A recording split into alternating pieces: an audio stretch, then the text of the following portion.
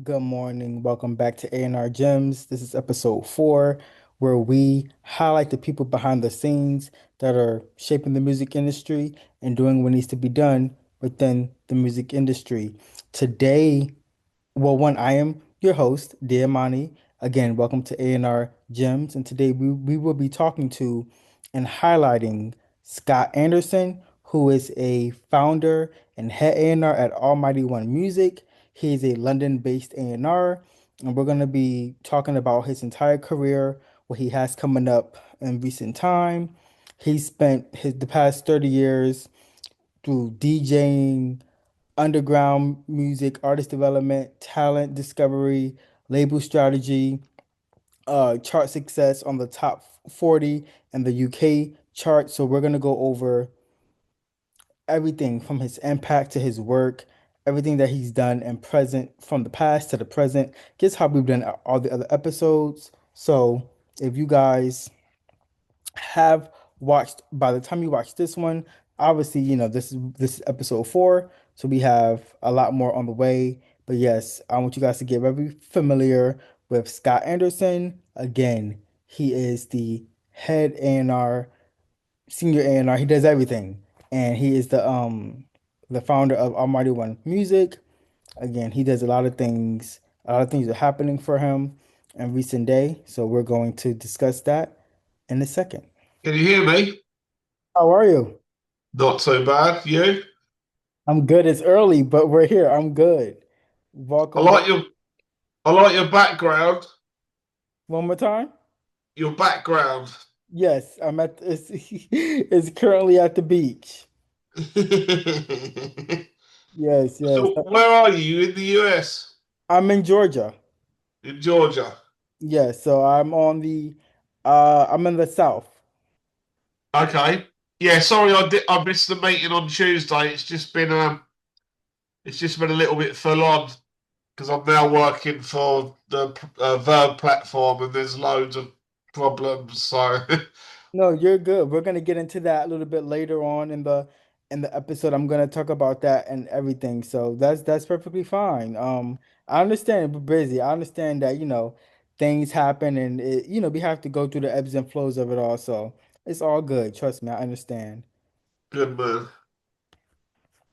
Okay, okay. So, all right, whenever you're ready, we can get started. Let me pull up what I gotta pull up. And I already did my intro. I pre-record them or I do them before the guest comes in.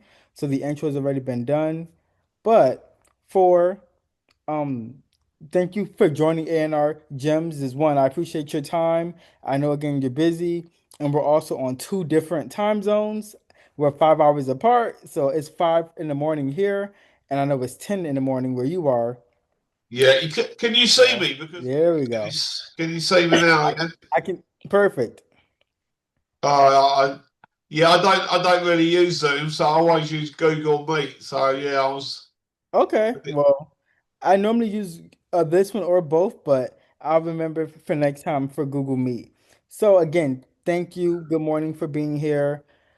For the people who don't know you, which I'm sure everyone should know you because you've been doing this for 30 years. Not everyone knows me, trust But me. for the ones who don't, and for the ones who are just going to be watching this video and getting introduced to you, introduce who you are and what do you do? Okay, so I'm Scott. I'm head of A&R and CEO of Almighty One Music. We are based in London. My history is at the age of 21. I was a young DJ. I moved to Tenerife, which is an island within the Canary Islands, a bit of a party capital, a bit like Ibiza, but not quite as good. Um, so I moved over there on my 21st birthday, and I walked down the strip where all the clubs were, and I said to some people that work there, "What's the best club?" They said it's Bobby's Bar. So I went up to Bobby's Bar. I walked in, the atmosphere was great, the vibe was great, it was a lovely club, and I said to myself, "This is where I'm going to work." Um, it took me about 6 months to get my foot in the door, Yeah. but I got my foot in the door. I proved myself as a DJ, and quickly become the DJ manager. So I had four DJs working under me that were my best friends as well, because it's a very tight-knit community when you work abroad. Everyone's on the same level.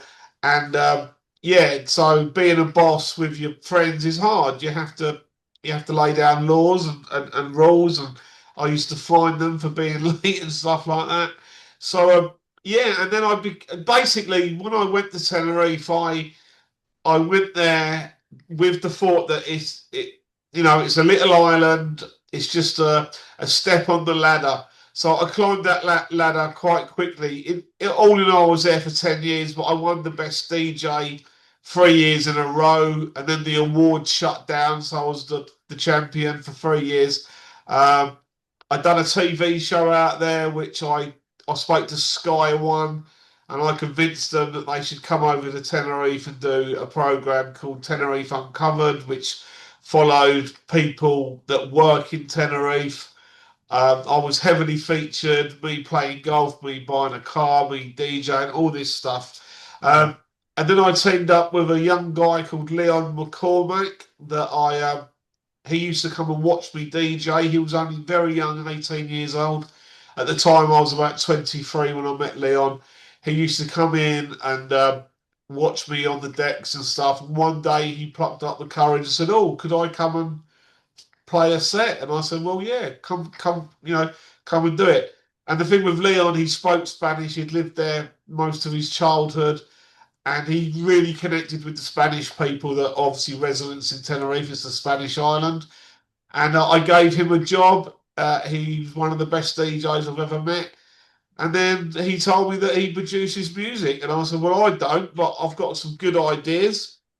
And we got in the studio. We made a track. Uh, we named ourselves Scott and Leon. Yeah.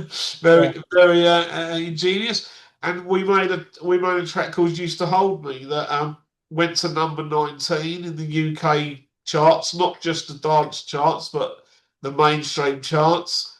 Um, and we had some great success with that track.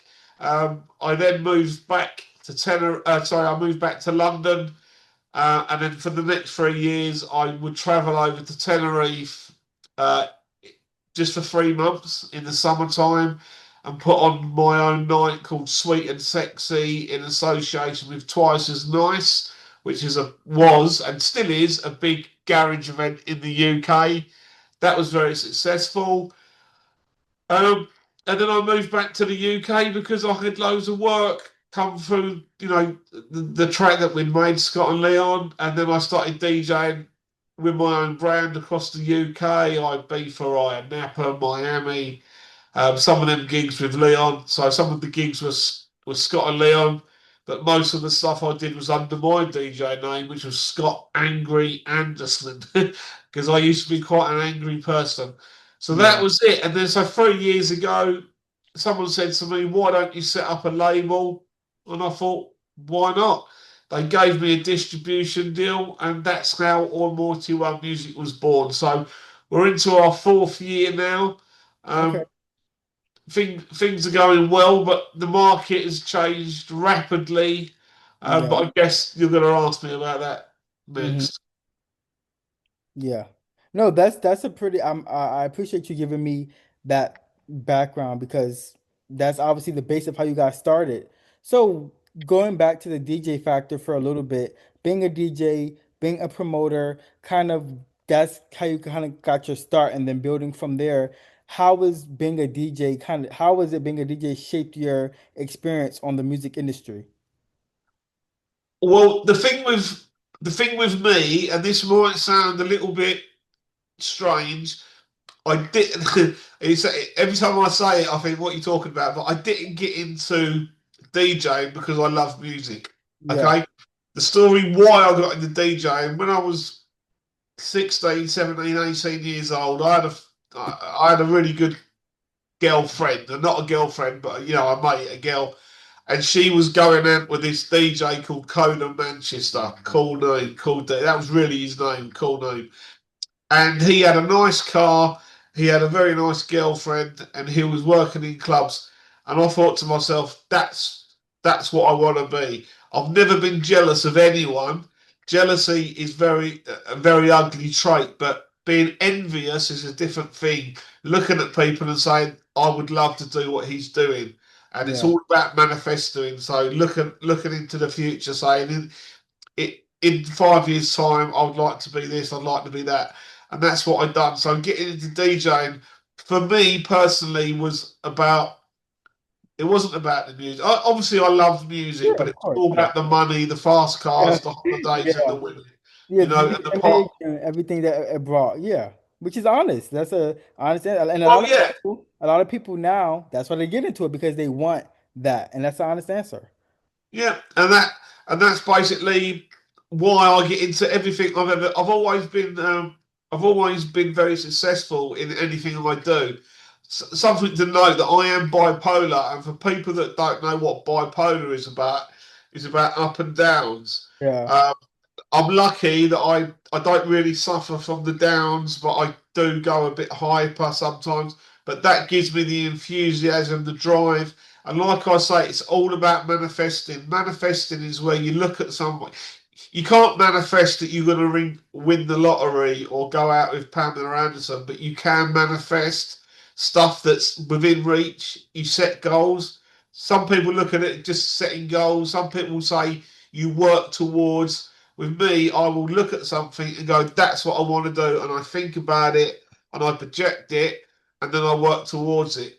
So being a DJ, yes, that's what started off my career. So I've been a DJ, I've been a club promoter, I've done a little bit of artist management, but with artist management, you know, a management fee is 20%, but if you're earning 20% of an artist that's earning nothing, 20% of nothing is nothing.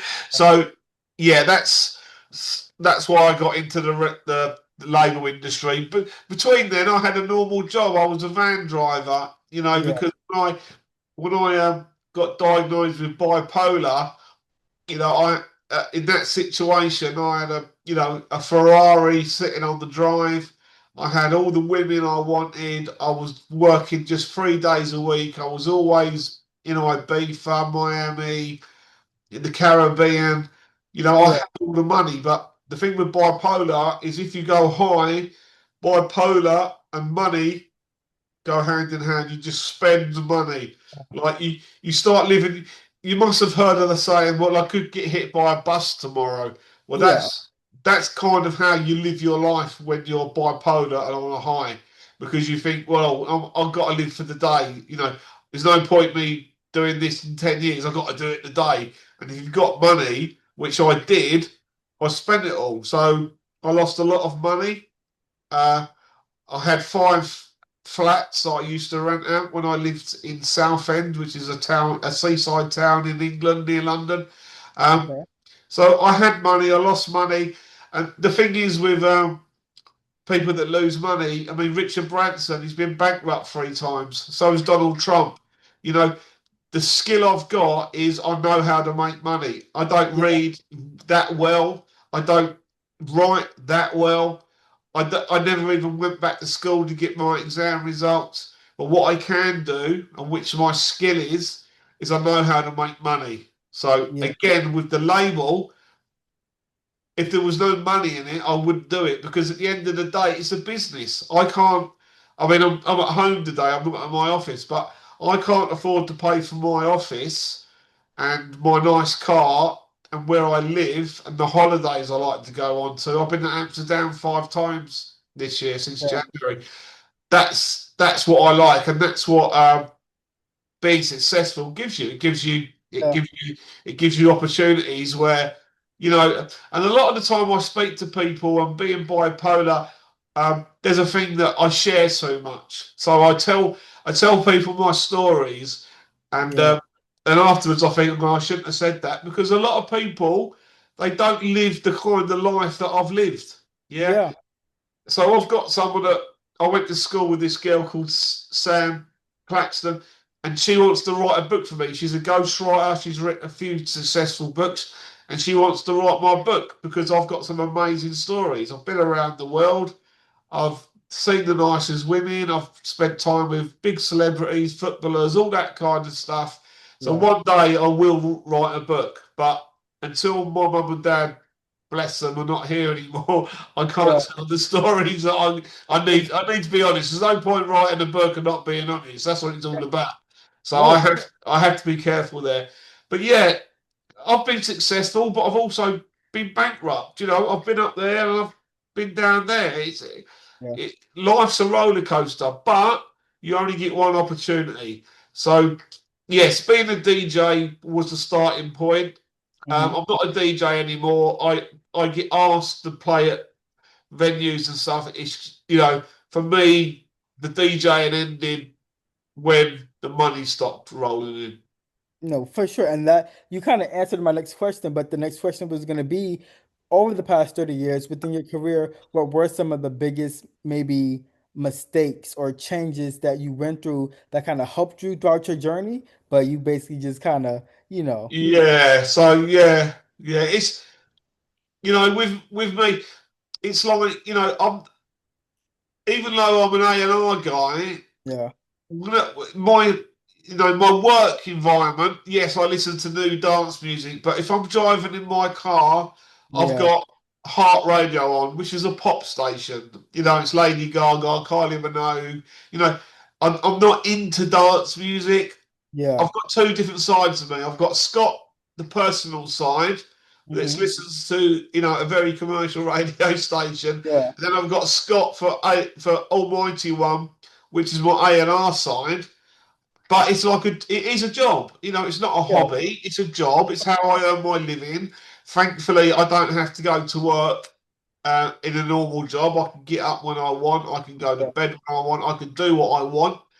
Um, but that comes with its challenges because being bipolar, you can be very easily swayed to doing stuff you shouldn't be doing. It can be quite a dangerous condition if you don't try and control it.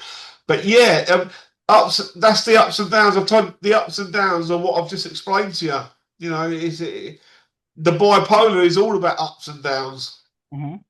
So going into the A&R sector now, I want to get into that a little bit. For artists watching, because you've been doing this for a long time, how would you describe what an A&R is today? Okay, well, A&R is artist relations. Okay, now if you go back maybe 15 years before streaming was a thing, an A&R would listen to music, go, that's a great track, I want to sign it. So a traditional label. The best way to describe who is a good A&R, the best A&R guy in the world is Simon Cowell. We all know Yeah. Simon Cowell. Hmm. The difference with Simon, and I've met Simon on a number of occasions. I don't have his phone number, so I can't call him a friend. He's someone I looked up to for many years. Simon Cowell is an A&R, but he does it on TV now. Yeah, Okay, so the X Factor, Britain's Got Talent. That's what he's done. yeah, The thing with A&R, A&Rs don't really find new music. They wait to hear if Calvin Harris, if Cole Cox, yeah, all these big DJs are playing a track. That's how they find their music. That's when they know it's got momentum around it. And like I say, 15 years ago, with a traditional record label like Sony, Universal, BMG, all these big record labels, a traditional label, and I know this because when I signed my first record, it was 20 years, 25 years ago now. It was to a traditional label, it was Universal Music. They give you an advance, they pay for a music video and all that. These days, with streaming, all that is changed. Yes, Universal, Sony, and all them record labels, they still exist, but they're not on the lookout for new artists. Okay, it's yeah, not just about the music anymore. It's about the music, but it's also about social media presence. You need to have your TikTok, you need to have your YouTube, you need to have your Facebook, you need to have your SoundCloud. You need to have your SoundBand. You have to have this social because an A&R guy is not going to go, yeah, we're going to sign you just off the back of your track if Calvin Harris and Cole Cox and all the big DJs are not playing it. If they're playing it, that's a different kettle of fish. But for new and up and coming artists, which Almighty One Music specialise in, There's no money in streaming. When traditional labels were doing their traditional thing, it was all about first of all cassettes and obviously vinyl and cassettes. Then it went on to CDs. This is before MP3s and Spotify and stuff like that. Soon as I think it's about 15 years ago now that Spotify first started up. So a traditional label would sell say a vinyl, and I'm going to say it in dollars for $10. Well, now one stream is worth about not even half a cent. So there's no money in it unless you are a big famous artist. Streaming is no money. To give you a little bit of a perspective on it, and again, I'm working in US dollars. So to make 5,000 US dollars, Yeah. you need to have 1 million streams, right? Yeah. And that million streams is a lot more than 1 million because on Spotify, if someone doesn't listen to your track for more than 30 seconds, it doesn't count as a stream. Okay, and then you've got all the problems of fake playlists. Spotify is going to fine you. So you get 1 million streams, it's $5,000. But you've got a deal with the record label who are going to take mostly 50%. So 1 million streams really only means $2,500. Yeah. There's no money in it. And this is why labels like Almighty One have had to change how we operate. We don't have the funds to pay. We're not Universal. We're not Sony. They've got billions behind them. They've got Michael Jackson. And they've got all the Beatles. They've got all this. We don't have them resources to do that. I wish I did. It'd be lovely, wouldn't it? But so traditional labels still exist, but the landscape has changed massively since streaming was Yeah. introduced, say 15 years ago. Are when you're looking at an artist that you just want to work with, or just in general, can you usually tell when an artist has long-term potential? No, no, because we, as a label, we charge a small upfront fee to distribute. I've just started working with, I know you're going to come on to this in a bit, but I've just started working with a company called Verb that are based in Amsterdam. I've actually been to Amsterdam 5 times this year. I love it out there. They're great guys. I've just started working for them. So, you know, we're not looking for long term. We've had artists that we've signed that have gone on to get major record deals. That's what I like to do. On Yeah. our website, almightyronemusic.com, you can book a call with me in my calendar, my Google Calendar, and you can speak to me for free and ask me any questions you like. I do these every day, 5 days a week, and I love giving artists my advice. Some artists think they know it all. Trust me, I come across, I would say 90% of the artists I work with, we're not looking at long term. We're looking at launching their career. But some artists just don't get it. They think just because they've made a track, they're the next Jay-Z or the next Beyonce. I've had people say to me, and I've won a Grammy. Come on, you've won a Grammy and you're asking me to sign you. Right, no, you'd be asking Simon Cowell, not me. Um, Yeah. I had another guy who said, I'm not paying because I'm signed to Kanye West with a $400 million record. Some people just don't get it. The artists that know they've got to start from the bottom. Come on. Taylor Swift didn't wake up one day and was selling out No. stadiums. She Yeah, it's a started at a process. school play and stuff. Yeah. You've got to start somewhere. Some artists go from A to B very quickly. Other ones Yeah. have to do the whole alphabet. So A to Z. It's a building game. So we have signed artists that have gone on to bigger things. Yeah. And the long term longevity is to sign with a traditional label. You want money up front. You want a video. You want to be flying around the world. Of course you do. We all do. But Yeah. you can't be unrealistic. If you want to be a serious artist, unless you're the best looking person in the world, you've got all these social media stuff going on. Your music's amazing. No record label is going to sign you just because you've made Yeah. a record and Uh, and Exactly. you Now, said it's not how it used to be anymore. When now you've been doing this for a long time, you've seen a lot of artists, you spoke with a lot of people. What's one common mistake that you see independent artists making? well again just having unrealistic expectations really because some art like a lot I've just covered that because some artists just think because they've got a track, they've made a track, Yeah, they're gonna they're gonna be the next big thing. It just doesn't work like that, you know. And that's again going back to Simon Cowell. That's why Simon Cowell made made the TV show The X Factor, yeah, um, because that is the best way to find people. Get them onto a big stage. Can they can they perform on a big stage? Do they look good? And all stuff like that. That's what it's about. The biggest mistake an artist can make is to run before they can walk, and that's a famous saying. It's not just about music; it's about all to do with life. You know, people. It's called a career. If yeah, you're going to be an artist, it's a career, and a career doesn't start from Z. It starts at A, and you go B, C, D, and you work up. Some people get there quicker, but I honestly believe that 99% of artists, if you're just starting out, you need to invest. You have to invest. And if you can't invest, look for a record label that's going to invest in you. But that's going to be your biggest downfall because that is so hard.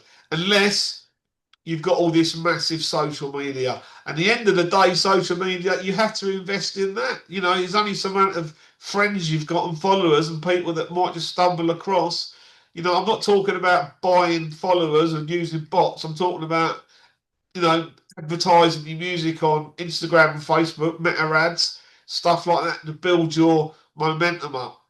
yeah. Traditional labels, they're not dead because there is talent out there, but it's very hard to find. Yeah. So we kind of went over this already, but with artist development used to be a major focus. Labels used to put billions of dollars into artist development, and now it's kind of a lost cause. How do you see the artist development factor in present day? Is it still around? Do people still do it? Are labels still putting the money and effort into it, or is it has it just changed? It's changed, and the reason it's changed, you know, discovering new talent has not changed because Yeah, life moves on. You know, there's always new talent coming through. What's changed is how much money's to be made. And again, back in the day, a cassette, $4, a vinyl, $8, a CD, $10. That's for one item. Now you're looking at streams. Streaming is absolute nearly zero for a stream. You yeah, know, and with Spotify, there's so many fake. Um, Spotify is all about playlists. Okay, a few facts here. Over 100,000 songs a day are released on Spotify. Okay, so that's probably about a million new songs a week are released on Spotify worldwide. So if you've got a track, don't matter how good it is, it could be the best track in the world. But if you drop a pin into an ocean like you've got behind you, who's going to listen to it? Yeah, you're going to listen to it. Your mum's going to listen to it, and your nan, and maybe some friends from college or uni or school or from work. So it's all about playlists. You have to be on playlists, and any person that controls a playlist is, and they've got good followers, they're going to want money for it because that's another business. You know, it's the same as TikTok and Instagram. Influencers don't work for nothing; they're in it for the money. yeah, And that's the same with the music industry. You know, at the end of the day, you, you've got to make money, or the person at the record label don't get paid. The secretary don't get paid. The people's mortgages don't get paid. No one gets paid. It all comes down to money, unfortunately. yeah. A traditional label is all about uh, money. Firstly, it has to be, but then it's obviously about talent. and very sad that most pop stars in the world are good looking, Yeah, and they've got this and they've got that going for them. It's a very shallow industry. It is. I'm not saying that every pop star and every successful artist is good looking and stuff. Look at Susan Boyle. When she went on the stage at Britain's Got yeah, Talent, everyone was laughing at her. yeah. Become a global superstar because of her Global. talent. Yeah, Because talent does exist, it's very hard to find. And getting the complete package, looking at Taylor Swift, she's the complete package. She yeah, looks good, she dances good, she can sing, she can dance, she can write music. She's absolutely fantastic. That's why she's a household name. You know, yeah. real talent does come through, but it doesn't just like that. It's worked on with people like me who I work with new artists and little known artists. I'm not big enough in the game to work with Taylor Swift or Kylie Minogue or Jay-Z or anything. I'm not saying I am, but there is people that do that, and I know people that do that. I know managers of major artists, you know. But everything boils down to money, doesn't it? Come on, let's face it. Oh, for sure. And the next question I was going to ask, and you kind of went into it, was what's more important, talent, work ethic, or consistency? And pretty much it's all three.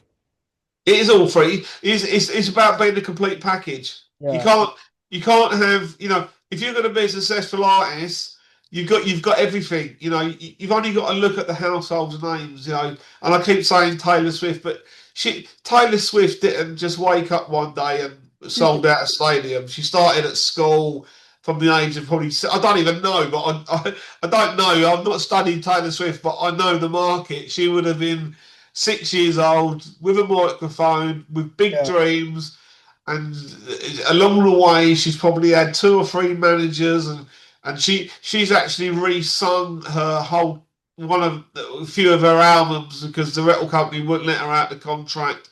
You know, the thing with us, we've had three hit singles, me and Leon, and we've never been accounted for. We've never seen the accounts for yeah, because you know there's a lot of people in the industry that would take your money. It's different now because with Spotify, you have Spotify for artists. You can keep a track of how many streams you've got, and then you can work out how much money you should be due.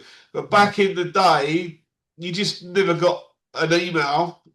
yeah, I mean, this was when I started. Email didn't even exist. Okay, the internet wasn't available 25 years ago. Well, it probably is about 25 years ago, but there's a lot of people that have done a lot of things. And I actually spoke to one of my singers yesterday, not on the label, but with Scott and Leon, and she said she knows loads of people that have never been paid for anything. I mean, this singer that she's Sylvia Mason James. She's toured the world with the Pet Shop Boys 3 times. She's yeah, sung on Rock DJ for Robbie Williams, and she sang on three of our tracks. And she said to me, Scott, you're one of the only guys that's ever paid me. Everyone else just takes the piss and there's no money. And I know, and she said, I know people that have, done massive tracks and never got paid for it.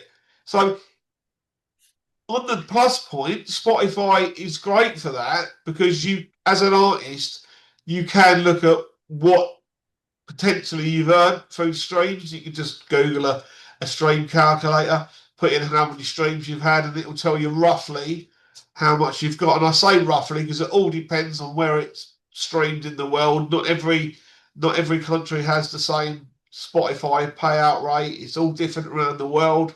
I don't really know why, because why would it be? But that is the way it works. yeah. No, a lot of people are not getting paid. I tell people all the time, I've done a lot of stuff in my career so far, and I've been I've been telling people like myself is like you have to again crawl before you walk, but also you have to know your worth because if you don't know your worth and you don't tell people what you're worth, they're never gonna pay you. So, but before we get into almighty music, I will have two more questions in the artist development sector. What separates artists who are trying to build careers from artists who are just trying to build moments? Okay.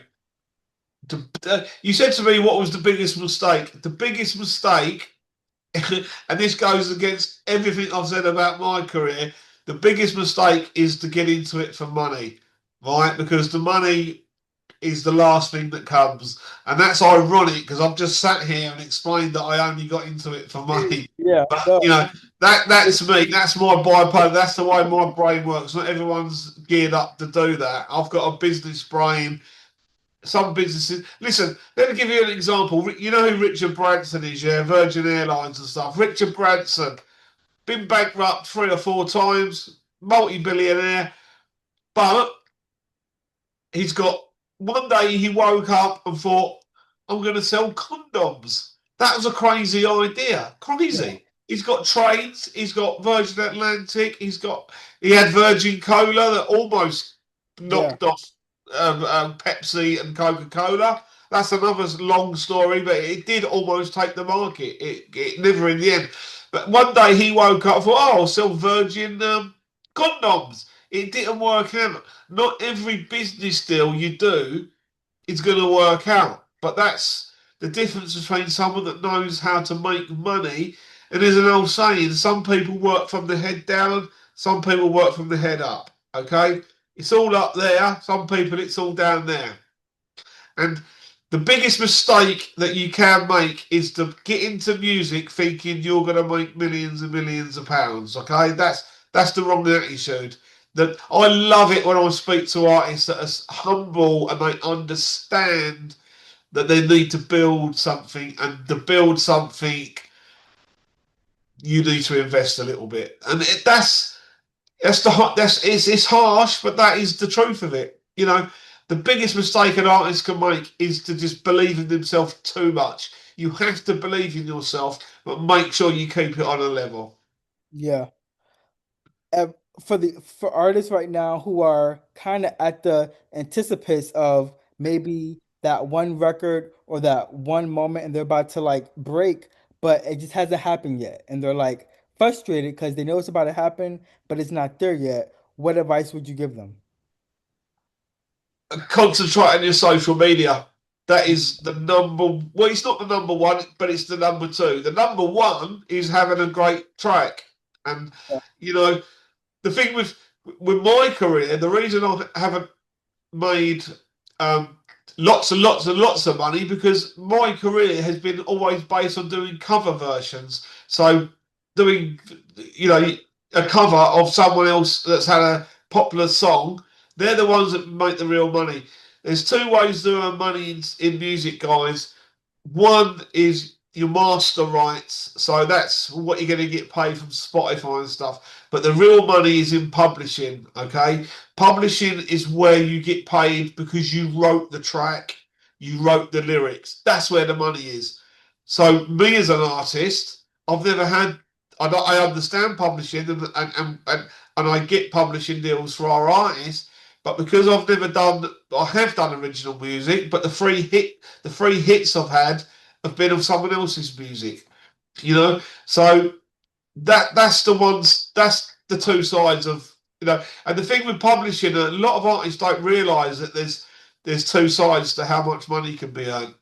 yeah, Most of the artists that I sign are they're original artists. They're making EDM, dance, pop, Afro. They're original, and that's the best way. If you want to be an artist and you want to make a career out of it, and a career is basically paying you not to do anything else but make music, so it comes down to money again. And my best advice for that is to write your own material, create your own tracks. Don't waste your time like I did and copying everyone else. You know, I'm not that clever, but money is what incites me, and that just goes against everything that I'm talking about. But don't make the same mistake I made. I got into it for the women and the cars and the holidays. You know, I didn't get into it because I'm passionate about music. I'm not. What I am passionate about is making money, and I've made money through what I do. Sorry. you're fine. But I mean, I think it's one of those things where it's like the money again, the money's gonna obviously that's one of our main goals to make money, to provide, to be able to go on the nice trips on the holidays and the planes. So Of that course. also is like, yeah, it's like don't let that be the main goal, but that is the also that's a part of the goal. So It now, has to be. It yeah, has to be.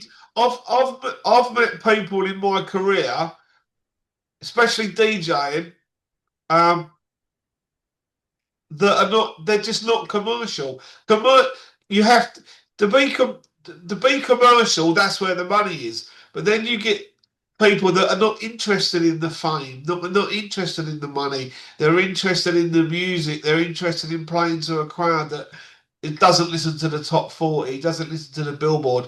That's not me. I am all about the fame, all about the money. So yeah, I can't give you a perspective from someone that's not like me. You know, I'm not saying what I do is better than yeah, what they do. Not at all. It's a completely different thing. But I me personally, it's all about being commercial because that being commercial is where the money is. You yeah, know, but lots and lots of artists have come from the underground and switched over into commercial. Pop music means popular music, yeah, and popular music is commercial. Doesn't matter if it's commercial underground one day and next day it's gone into the charts, then it's classed as commercial. It wasn't yesterday, it was underground, but now it's commercial. That's how the industry finds talent. That's how guys like me, but a lot bigger up the ladder. You know, I'm only climbing the ladder. I'm at the bottom. I'm not at the top. Simon Cowell's at the top, as I've said. But commercial music is pop music, and popular music means where the money is. So it all depends. My advice to any artist is to believe in yourself, but don't believe in yourself to a point where you become arrogant and nobody wants to deal with you. I get emails from people that say, "Hi Scott, I love what you're doing. Would you like to listen to my music?" yeah, They don't even send a link. I know email them back saying, "I'd love to listen to your music, send it over." But then I get emails from artists who say, "All right, mate, I'm the best artist since bloody Kylie Minogue," and they send me 25 YouTube links to their music. I'm not going to, that doesn't interest me. I'm not. I don't want to work with people like that. I always listen to music and I always reply, but I can tell who's got the right attitude or not. And the biggest mistake you can make is not having the right attitude. Not the right attitude, in it for the money, being up yourself, thinking you're the next Jay-Z or the next Beyonce. Be humble. If you're going to approach A&R guys like me or much bigger A&R guys, be humble. Say yeah, hello. I love what you're doing. Would you have the time to listen to my music? And yeah, that's when it's like life is like that. You don't yeah. if you walk down the road and someone comes up to you and says, "Oi, mate, where the fuck's the train station?" You're like, "Whoa!" If someone comes, "Excuse me, mate, I'm a little bit lost. Do you know where the train station is?" Do you know what I'm saying? It's like there's ways uh, of sell yourself, of course, but always approach people in a respectful and humble manner because a lot of guys, I mean, like I say, I'm an A&R guy and I'm extremely busy. Can you imagine how much these other? I mean, I've got a PA. She's my sister. I don't pay her. She does it for love. But can you imagine how many tracks that these big guys get? I mean, I get a lot, but can you imagine how Oh, many for these sure. big guys can get? When artists hit me up and they want me to work with them or they wanted me to listen to their music, I'm the same way. If you message me in a way that's kind of aggressive or like it's like too much, I'm gonna listen, but I'm probably not gonna be as attentive to want to respond compared to being like, "Hey, this is my song. Can you listen to it?" I'll be like feedback, you know. Now Absolutely. I want to get into Almighty Music. I know we kind of spoke about it earlier. The beginning of it. What inspired you to launch it, and what was the vision behind it? Well, yeah, it's a little bit of a story because basically I was this is long after the Tenerife days. I was doing a normal. This is after I got diagnosed with bipolar and lost the money that I had and the property I had and the girlfriends and all the DJing went tits up. Um, one day I got signed. Scott and Leon got signed to a record label. This is a traditional record label in a sense. They didn't give us an advance, but they paid for Spotify promotion and stuff. They were called Devu with a very, very rich and very successful guy called Lee Rose. And I've got pictures of him meeting the Queen, so I know he's a genuine guy.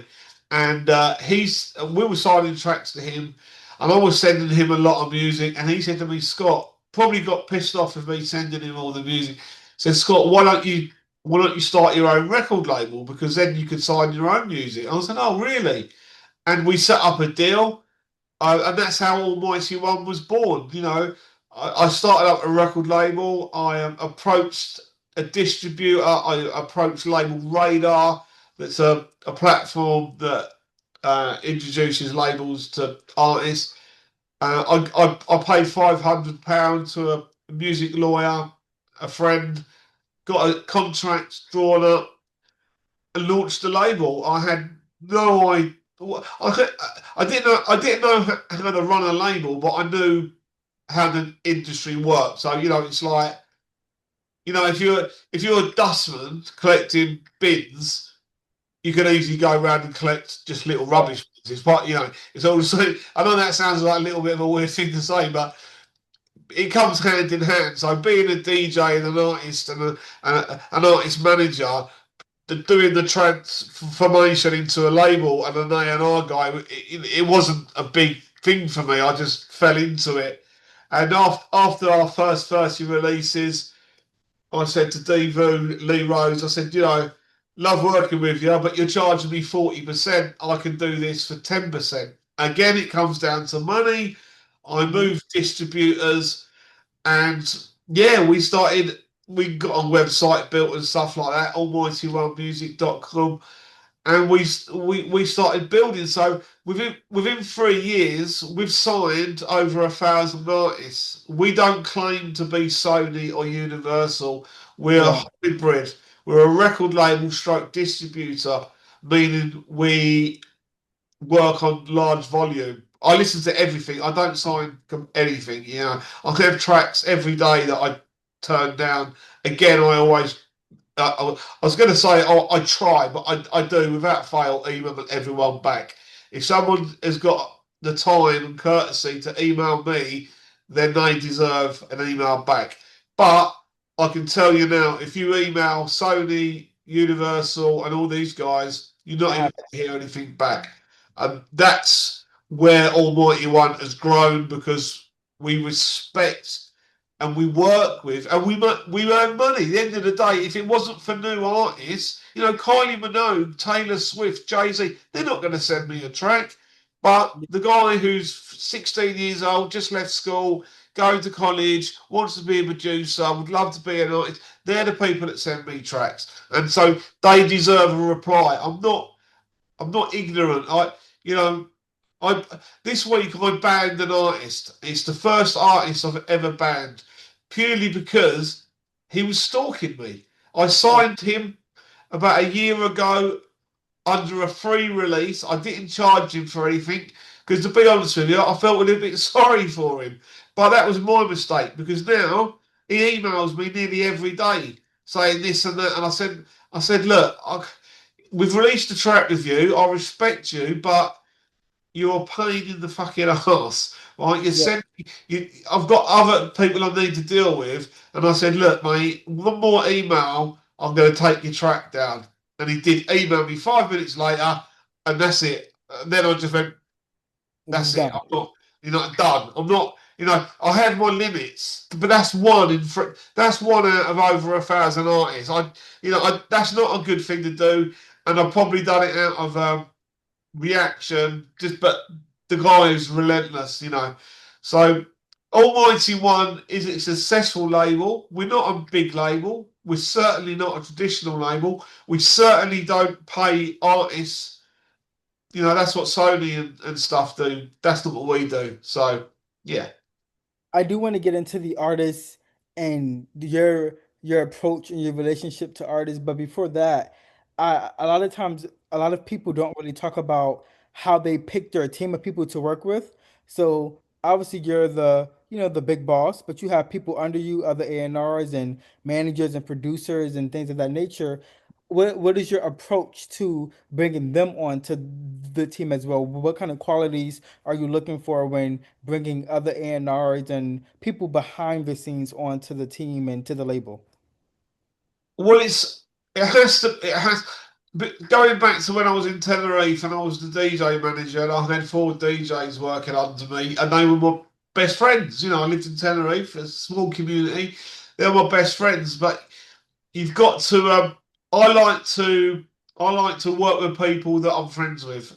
Yeah. So it's not everybody's approach. Some people would. Simon Cowell would probably say that's definitely not the way to do it. But that's the way I work because I like bringing people along on the ride. And to give you a really good example of that, I've got a guy called Craig who is my social media manager, and he's a great guy. I've never met him. He lives in Scotland, which is 500 miles from me, but we speak on the phone. He gets the way I work.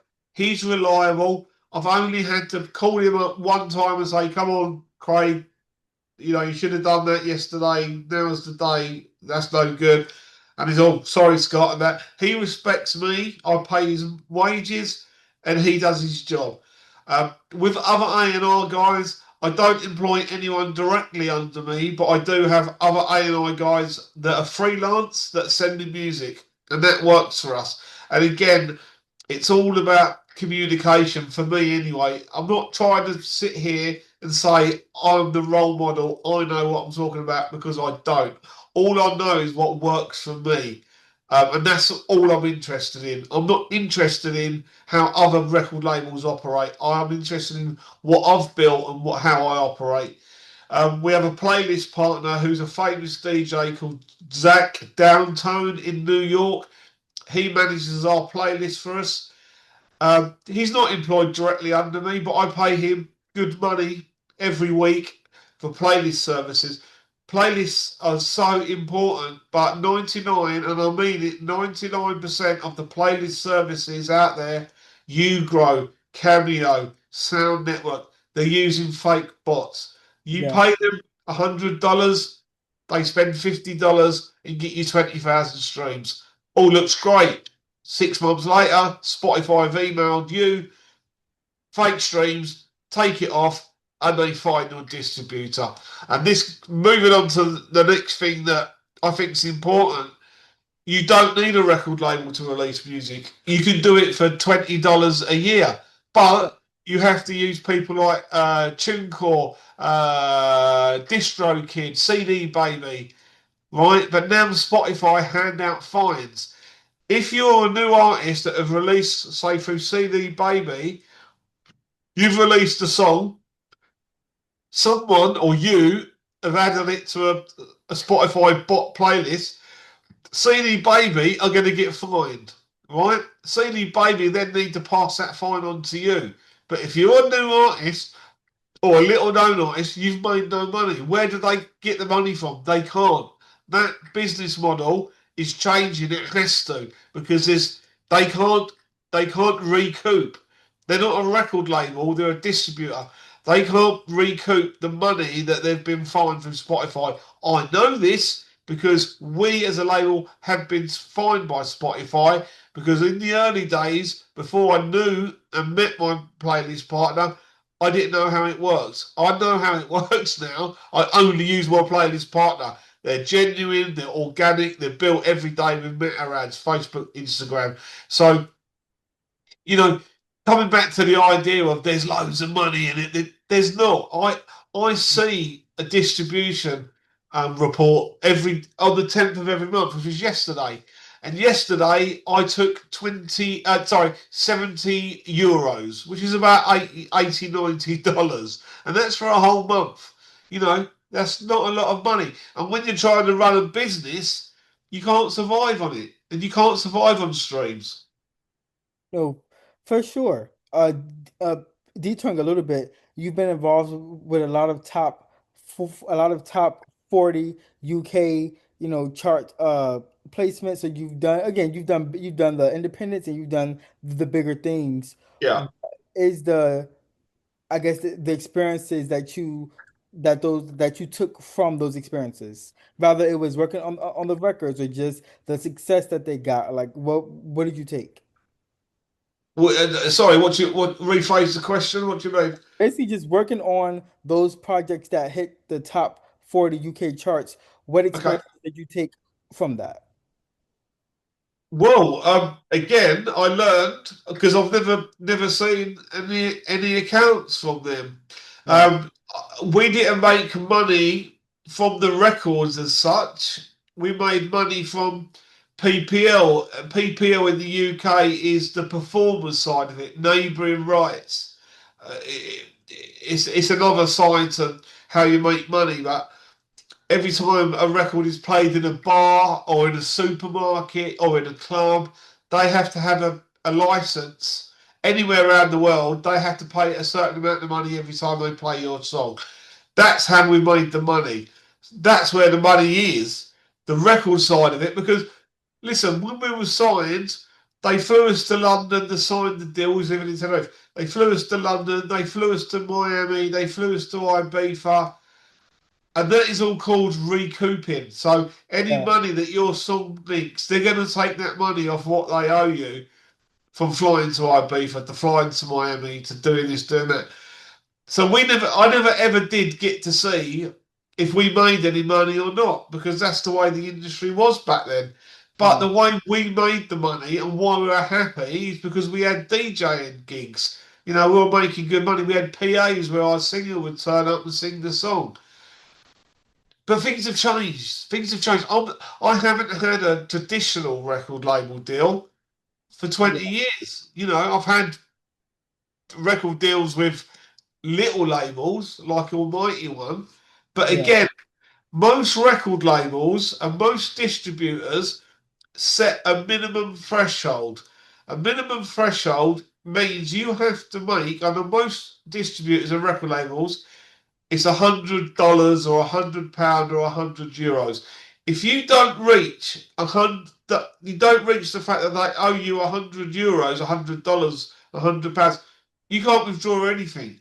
And to make £100 on a 50-50 deal through streaming is about 30,000 streams. That doesn't seem a lot, but many artists never get more than 1,000 streams, so they're never going to see any money. That's where Almighty One are different. We don't do that. We give you 90% of the income. Most record labels are 50-50. We give you 90% of the income. You have your own account where you can log in to Almighty One Music and you can withdraw your money on the 10th of every month. Doesn't matter if it's $1 or $1 million. There's none of this $100 threshold, minimum threshold. That's all a little bit of a con. Record labels and distributors like to sugarcoat it, saying it costs money to process it. It doesn't. I know it Yeah. doesn't cost money to process it. It's a way of not paying you. Okay, not saying that they wouldn't pay you if you reached that threshold, but the last three tracks I've signed, I've never seen a single penny from them either because they haven't reached the 30,000 streams. Yeah. Hard. It's hard. It's really hard. It's not as simple as just making a track and seeing the money rolling. It just doesn't work like that. So that goes into my next question. Do you think it's easier or hardest for artists to succeed today? That's a really good question. um, it's got to be harder. It's got to be harder. It has to be. But just purely, it all depends. You know, if you try, don't don't make a track and try and get a record deal. Yeah. Make a track and grow your social media. What you want to do is go to a record label and say, "This is my track. It sounds great. This is my TikTok. This is my Facebook. This is my Instagram. This is my Twitter. This is, you know, that's what it's all about. It's all about presence. It's all about following. This, you know, obviously, internet is where we're at this day and age. You know, I was born before the internet existed, so I know what it was like. And I thought I signed my first record label before the internet was existed. So I've been two sides of it. It's totally different. You can't say if it's easier or harder, really, because it's so different. It's that, and now it's that, and there's a lot of shit in between Yeah. that you can't just explain in a 5 minute, introduction of how that works. Yeah, I would say, yeah, I'd say it's harder, but then I'm thinking, is it harder? Because if you've got all the streams and you've got the social media, it Yeah. all depends how you look at it as an artist. All depends what advice you get, and that's why I love doing stuff with little known artists where they know nothing. As long as they're humble and they want advice. Listen, not every single meeting I have turns out in signing an artist, not at all, because some artists don't like to hear the truth. I am only, I can only give my advice based on my experience. I'm not Simon Cowell. I don't claim to be Simon Cowell. I don't claim to be the oracle. I don't know all the answers, but what I do know is what my journey taught me. And all I can do is share that with people that want to listen. And if you don't want to listen, then do it your own way, you know? Oh, that's honestly, I always tell artists and people in general, there's a lot of resources out there, social media, TikTok, streaming, everything. It's like you said, it's about how you utilize it. And if you have people in your corner, if you don't know it, someone else can help you navigate it. So the next section I want to get into is Verb. You recently became involved with Verb. How did that come about? And for the people who are unfamiliar with it, what exactly is Verb? Right, okay. So this is a little bit, it's a long story, but I'll condense it down. When Almighty One started, before we launched as a record label, we contacted a company called Label Radar. Label Radar is owned by Beatport. It's based in the US, but it's also managed by a guy called Ed from England, and then you've got Derek in United States. Now, their platform, Label Radar, is to introduce labels to artists. Okay, labels don't pay anything to be on the platform. Artists do. So you can send your records directly to labels. So they accepted us. Long story short, we was on there for 3 years. One day I woke up, tried to log in. Actually, my social media manager emailed me, said, Scott, I can't log into Label Radar. And they chucked us off. I tried to call Ed, tried to call Derek, no answer. So emailed them. Everything's changed. Beatport have told us we can't have labels that are charging up front. We have to be with traditional labels, and it turned my business upside down like that. But I thought to myself, well, there must be other platforms that are doing a similar thing. I came across Verb. Ironically, I'd been to Amsterdam, where Verve are based. I didn't know this at the time. I came back um, because I wanted to take a break away to think about how the business is going to evolve with that label radar. I came back. I found this site. Someone sent it to me. I signed up as an artist. Didn't get any response. Blah blah blah. I managed to find the owners. I don't know how I did. I think it was on Chat GPT, but I found his mobile number and I texted him saying, "Look, I've signed up to your platform. What's going on? You've not emailed me back. I've paid money. Oh, sorry. I'll refund you the money and all that." And then that's when I thought, listen, I need the business was going so well with Label Radar, taking serious money every week in, week out. I had a nice big office with 6 people working for me, and then just like that, overnight it all changed. And I come up with this idea that, well, if I can't use Label Radar, I need to find another platform to make me make all that money again. And Verb had everything set up, but they had no customer support. They had no customer support, and they had lots of artists, but very little labels. Yeah. I got talking to this guy called Yazin, great guy, Dutch guy, and I said, "Look, I'm coming over to Amsterdam again. I'd already booked it because I love Amsterdam. Um, so I'm coming over to Amsterdam again. Would you be up for a meeting?" He went, "Yeah, sure." So I'm thinking I'm going to this meeting. It's going to be this little office somewhere like I've got, and I walk into this building. I've walked 20 minutes from the train station to this building. It's a huge building, and they've got the whole top floor. I get up to their office. There's loads of people there. They've got a gym. They've got the kitchen. They've got all these different meeting rooms. And I was like, wow, these guys have obviously got money. And again, this is me thinking about money.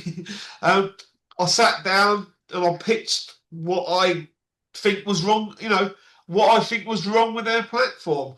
They could have took it as if, who's this guy walking into our office telling us our platform's shit? But they didn't. They listened to me, but it took about 2 months for me to meet the main guy, and I think the guy who makes the decisions, guy Hmm. called Joey. He's partnered with Yazin, both great guys. I think we got on, and yeah, that's how the partnership was born. That we want to ultimately, at the end of the day, we want to take over Label Radar. Okay, they've got the market, they've still got the market, but we can take that off them because Label Radar. I'm not going to go too much into Label Radar because I don't want to promote them. I'm not. Yeah. I don't like the guys anymore. But yeah, that's how it started with Verb. So at the moment, I'm currently working with Verb. They're moving distributors. They've got about 2,000 tracks that we need to move over. A new distributor. We're working on that. There's a few teething problems that I'm working through. And after this meeting with you, mate, I'll be working with them again. But Verb, yeah, they basically you can sign up as a label, you can sign up as an artist. Same strategy as Label Radar. If you've got a track, send it to a label, and a label hopefully is going to sign your track. Um, there's a massive gap in the market for this kind of platform, and things are working. So yeah, my relationship with Verb is very professional, but it's also friendly. Again, going back to the fact that I like to work with people that Yeah. I get on with. I don't want to work with people I don't get on with. Um, but there you go. That's Verb. So I don't know if you know that October of every year is a Amsterdam festival called EDM, Amsterdam Music Festival. This year is its their 30th anniversary. So I will be there this year, hopefully with the guys from Verb, if not with my sister, who's coming with me. We've got to share a double bed. We couldn't get any other hotel; it's all booked up. It's Yes. going Yeah. to be a massive event.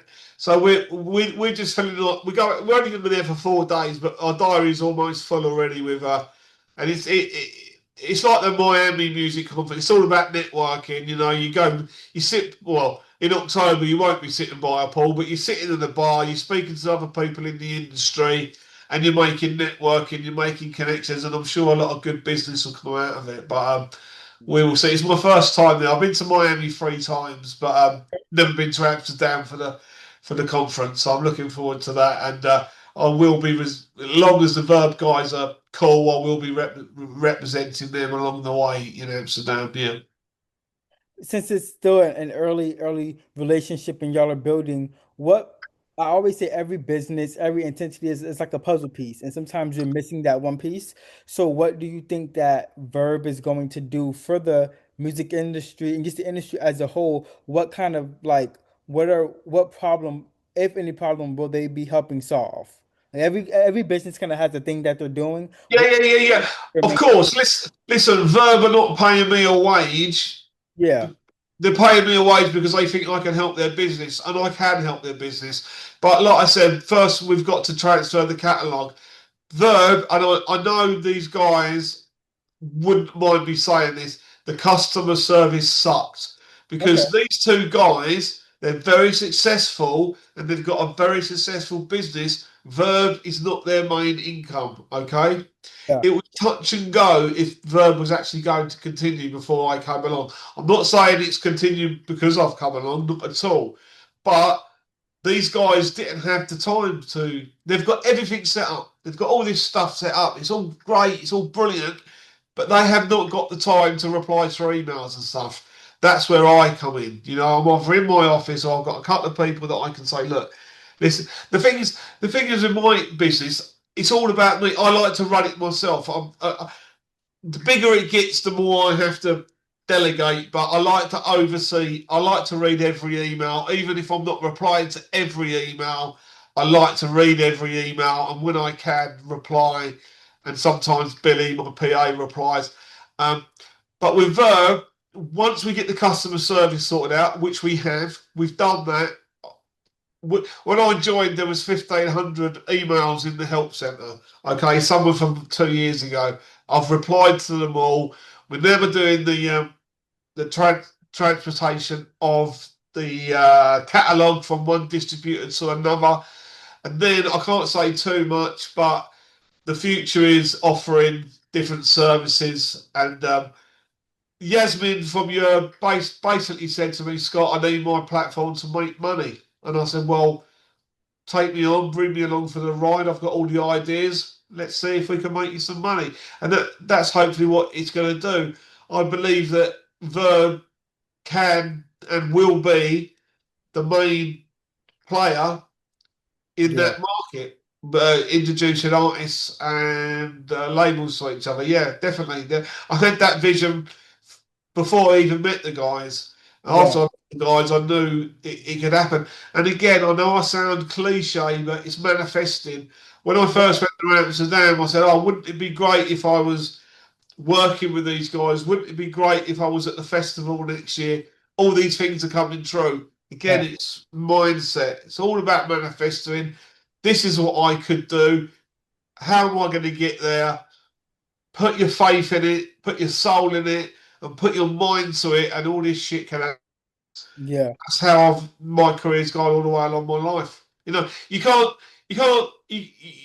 predict that you're going to win the lottery, but you can predict that you're going to be working in Amsterdam and you're going to be at the festival. All that stuff is possible. So that's how things are going at the moment. Verb are going to be the main Yeah. player in that industry. It might take a year to get everything sorted, but they will be. That's really cool, and I want everyone that has access to it to obviously go and look it up. If it can help you, utilize it. If not, pass it on to the next one. I Yeah. want, So it's verb.com. So that's VIRPP.com. okay, and once this is edited and everything, I'm gonna put everything down below so they'll be able to just go straight to it. I want to Yeah. pivot a little bit, but kind of go back to a conversation earlier. When it comes down to younger A&Rs coming into the game, what's one thing they should focus on? Well, sorry, we have again. The one thing they should focus on is progression. Yeah, Again, don't think that you're going to become the next big thing overnight. Taylor Swift never. yeah, Just because you see her on TV and in stadiums around the world, actually, that didn't happen. Simon Cowell, I look up the Simon. I don't look up the Taylor Swift. I'm not a singer, dancer, or a songwriter, yeah, but I do look up the Simon Cowell. Simon Cowell, I know, like I've met Simon a few times. I know that he once was down to his last £5 in his pocket. yeah, No, but he had a vision, and it's all about being realistic. Again, don't come in thinking you're the new Jay Z or the new Beyonce. Come in with the attitude of, okay, I would love to be the next Jay Z, but I realise that I have to start from the bottom. It's a ladder. Listen to what I said about when I went to Tenerife. It was about a ladder. yeah, Start at the bottom. Once you get to halfway, think about, is this going the right way I want it? Otherwise, keep on going to the top or do something different. Not everyone is going to be the next Beyonce, the next Taylor Swift, but if you vision it and you have got the right attitude, and that is the most important thing. Your question is, what do people need to do? Have the right attitude. You have to have the right attitude. You only need to look at the X Factor, and when people come on stage with this persona, they're arrogant, they don't give a shit, they think they're the bollocks. Simon Cowell will say to them, leave the stage. This is not for you. You've not got the right attitude. Harsh, but that's the truth. He just says it how it is. That's the truth. Come in with the right attitude. If you've got the right attitude and you've got a talent, no matter if you're a singer, or a dancer, whatever you are in life, people will help you along the way. And you need people to help you along the way. You can't do it on your own. You need people to Yeah, help you and to guide you. And if you have the attitude where you accept that and you understand that, then there's nothing stopping you from being successful. If you walk onto that stage in front of Simon Cowell and say, I am the best thing, I can do this, you don't know anything, that's it. You're not getting helped. yeah. I say it all the time. You need no, we can't do anything about ourselves, and you need people and your atmosphere to help guide you. If you were to start over today, what is the first thing you would do? If I was going to start over today, I would have kept the money I had. uh, Love it, yeah, no. yeah. There's things that my first girlfriend who I was with for 9 years, 10 years I met her in Tenerife, Priscilla, lovely girl. Um, we moved back to England together, and she left me because I was still a DJ, doing what DJs do, and I didn't want kids, and she did. My biggest regret is not treating her better. But she's unfortunately she died about 8 years ago of cancer. Yeah, That's my biggest regret. If I could go back and change anything, it's nothing to do with my career. It would be with my love life and about stuff like that. But that's okay because she ended up having two children. Obviously, she's not here anymore. So the guy that he was with, he has to bring up two young children. That's not for me. I don't have kids. I'm too selfish. I, yeah, it's all about me in my. I'm in Scott's world, a bit like Wayne's world. yeah. Um, It's not working out. It's working yeah. out. I mean, I can tell you, I have over 1,500 people in my phone. That's 1,500 people that I've had a conversation with and saved their number. On my speed dial, I have about 8 people who I speak to every day without fail. You Yeah, know, I'm a very show offy, all about the persona person.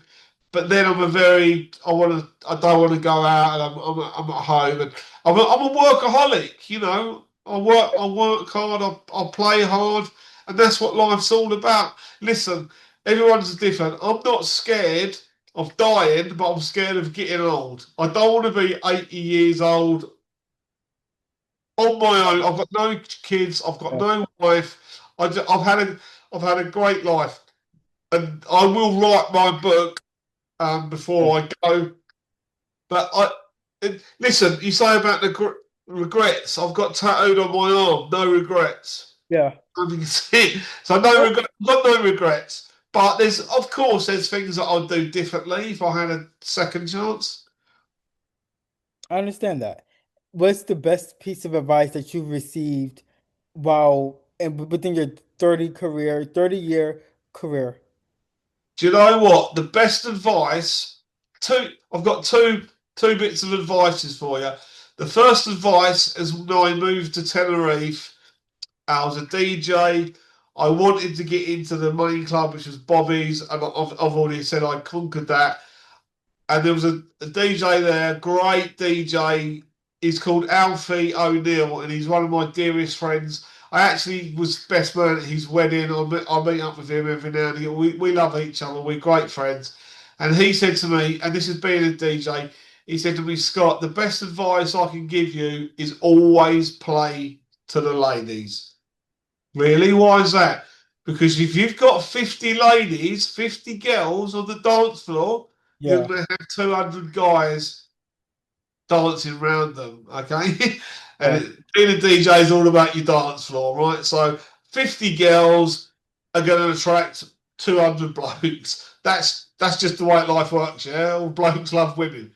The second bit of advice I ever got was from my mum. Um, and I love my. She's still with us, thankfully, and my dad, and I love her dearly. Once I went bankrupt and lost my property and my money and all my DJing work and my girlfriends, I laid in bed for 3 years thinking, what have I done to my life?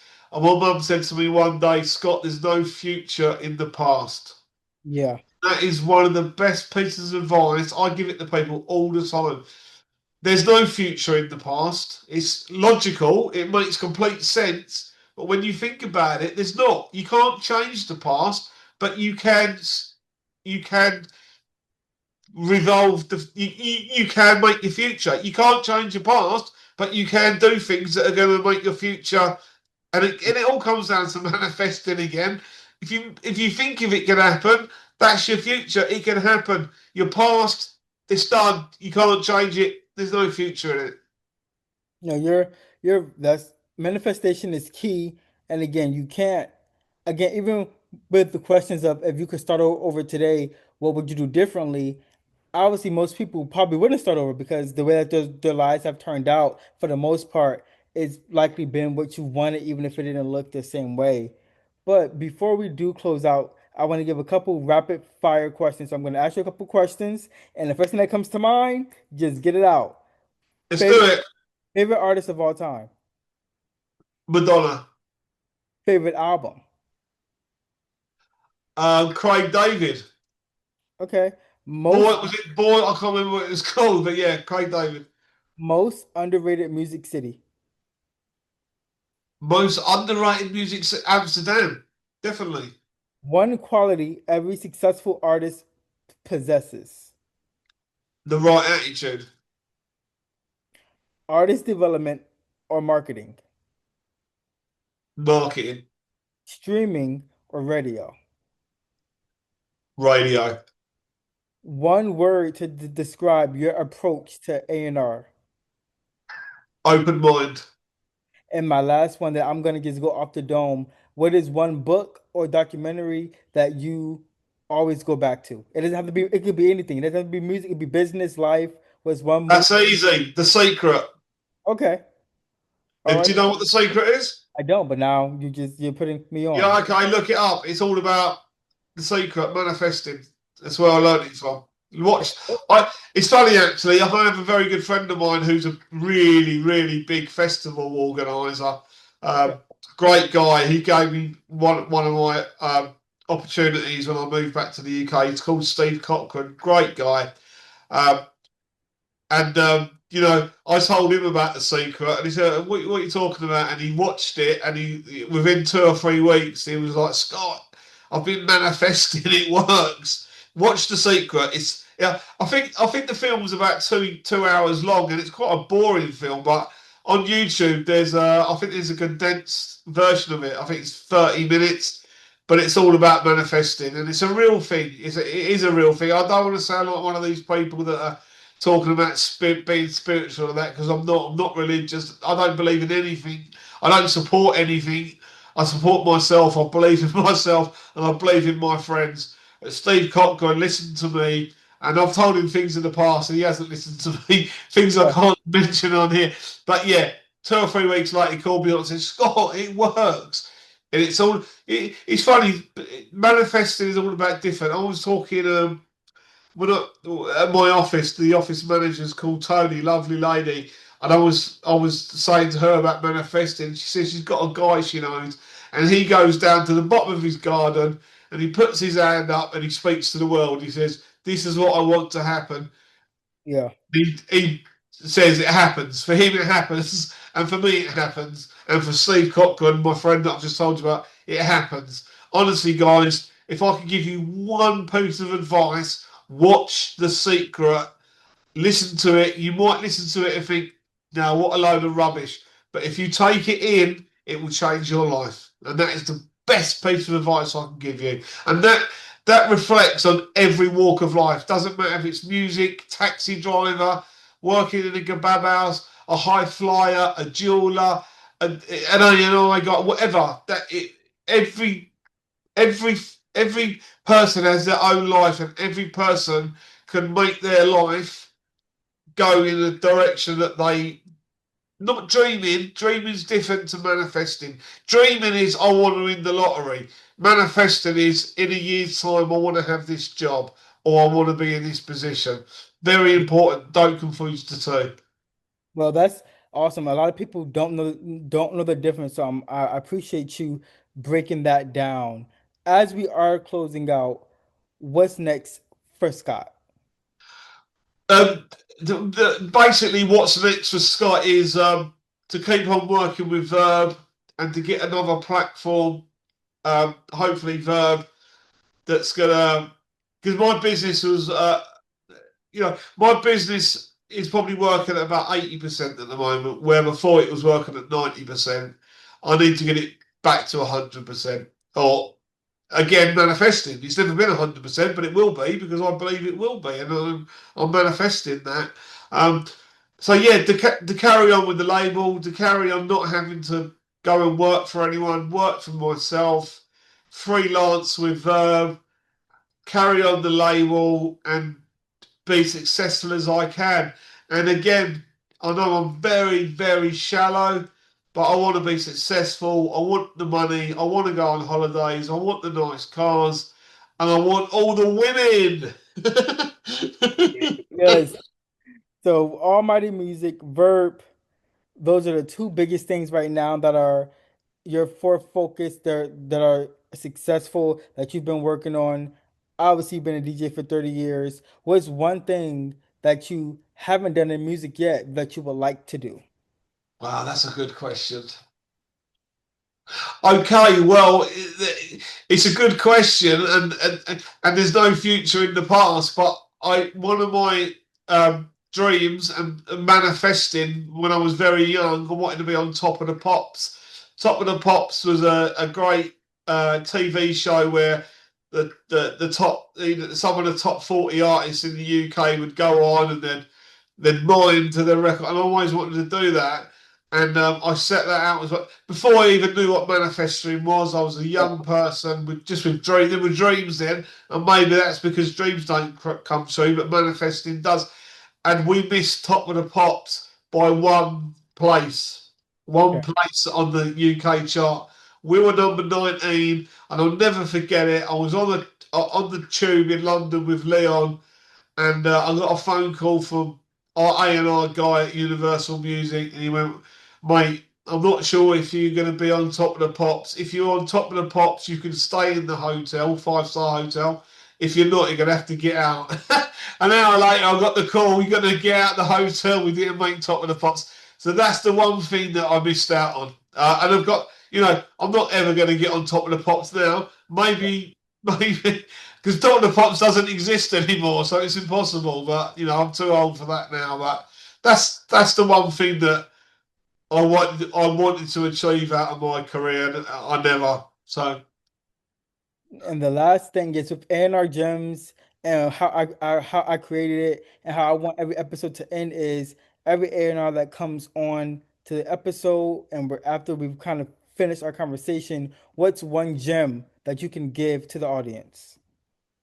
one gem in what way? What do you mean? Advice Yeah, or? like a gem, they could be a music an artist, an executive, someone who is already in the business and they're consistently going, or someone who's just starting out and they're trying to figure out, like what are the steps or just a little motivation just to keep going.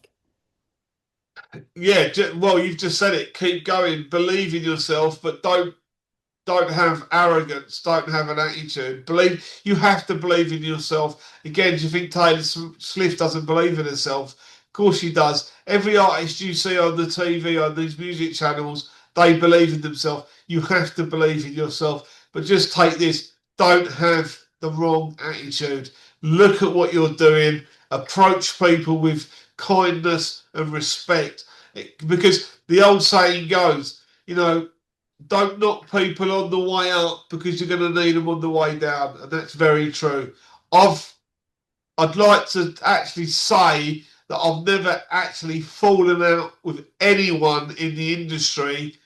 Yeah. I have fallen out with certain people, but after a month, I'm thinking, I don't need to do that. I ring them up and I apologise. Be humble, have the right attitude. Doesn't matter how big you get, you have to have the right attitude. Simon Cowell might seem like this mean guy, but in person, he's a great person. He's a Yeah. lovely guy. It's the persona that he sets on TV, and that's what makes him successful. Look at yourself, manifest your career, and just be respectful to people. That's the best advice I can give to anyone. It doesn't matter if it's about music or anything. But just respect people. Well, I really appreciate this. I appreciate you taking out the time to just do this because I know we're all busy and you're a busy man. Where can people connect with you and just reach you? Give us your social medias, everywhere that you are. Where can they kind of reach you at? Okay, so it's Almighty One. So it's Almighty, then the number one music.com is our website. You can hit me up on the socials, Almighty One under slash music, and you'll find me on there. I'm not massive on socials. I've got a social media manager that deals with that. He's actually on holiday for 2 months, so we're not big on social media at the moment. But yeah, almighty1music.com. You can go onto the website if you need any advice. I've got a calendar on there. Book a call in, and I will be there, and we can talk. You don't have to pay me for that advice. I Yeah. love giving my advice to people. As long as you've got the right attitude, don't come to me with I'm a Grammy Award winner. I've got to deal with Kanye West. Don't come to me like that. Come to me, not cup in hand, but come to me saying, "Hey Scott, would love to have a chat with you. Need a little bit of advice. I will be there, and I don't care if we're on the phone for half an hour or an hour. I will Yeah. give you my time, and No one time. that's what I like to be able to try and give back to people that the thing with LinkedIn, I've only really been on LinkedIn for the last 6 months, really, and Yeah. I've done a few interviews, and people actually ask me stuff. It's a great community. It's like Facebook for business people. So Yeah. yeah, reach out to me on LinkedIn again, Almighty One Music, and let's talk. All right, guys. So that's it. That is Scott Anderson, the founder, head A&R of Almighty One Music. He has an affiliation with Verp.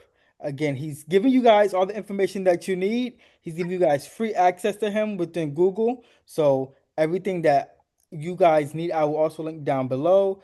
Reach out. Again, I appreciate you for being here. And this is the fourth episode of A&R Gems. And thank you guys. I'll see you at the next one. And that